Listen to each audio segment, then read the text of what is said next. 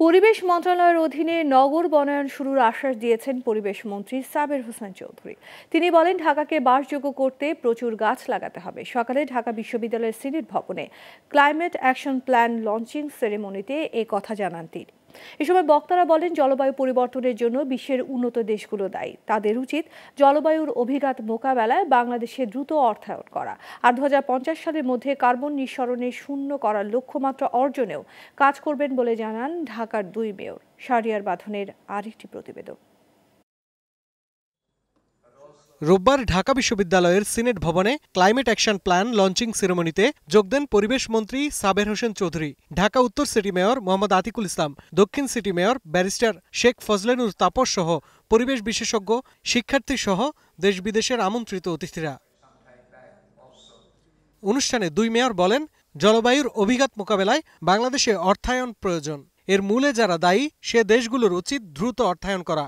Carbon নিঃসরণে সবচেয়ে কম contribute করি, সেই বাংলাদেশ সবচেয়ে বেশি ক্ষতিগ্রস্ত হচ্ছে আমাদের এই জলবায়ু পরিবর্তনের জন্য। এগুলো হয়েছে বিশ্বের উন্নত দেশগুলোর জন্য। তাদেরকে এগিয়ে আসতে হবে এই ক্লাইমেট ফান্ডের জন্য। মাননীয় প্রধানমন্ত্রী 2009 সালে 100 বিলিয়ন ফান্ডের একটি প্রপোজাল দিয়েছিল, কিন্তু বিশ্বের উন্নত দেশগুলা শুধু কথাই বলে, আমাদেরকে এখন পর্যন্ত সেই ধরনের কোনো ফান্ড দেয় নাই। 2050 সালের মধ্যে নেট জিরো এমিশনে যাওয়া যায়, তার জন্য যে চিহ্নিত করা হয়েছে কার্যকলাপগুলো, সেই সম্পূর্ণ কার্যকলাপ পূর্ণ বাস্তবায়নের জন্য ঢাকা দক্ষিণ সিটি কর্পোরেশন কাজ করে যাবে। এ সময় জলবায়ু অভিঘাত মোকাবেলায় 2 সিটি কর্পোরেশনকে নাগরিকদের সাথে সম্পৃক্ততা বাড়ানোর তাগিদ দেন পরিবেশ মন্ত্রী। এবং আমরা যেটা অর্থায়নের ক্ষেত্রে যে সমন্বয়টা করেছি, সেটা হচ্ছে সব উন্নয়ন সহযোগীকে একটা মঞ্চে নিয়ে আসা।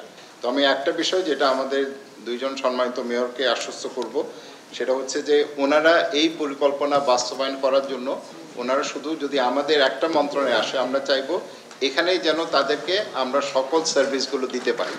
জলবায়ুর প্রভাব মোকাবেলায় প্রায় 37,000 কোটি টাকা বরাদ্দ দেওয়া হয়েছে 25টি মন্ত্রণালয় থেকে। তবে এটা যথেষ্ট নয় বলেও জানান তিনি। শাহরিয়ার বাঁধন, গ্লোবাল টেলিভিশন, ঢাকা।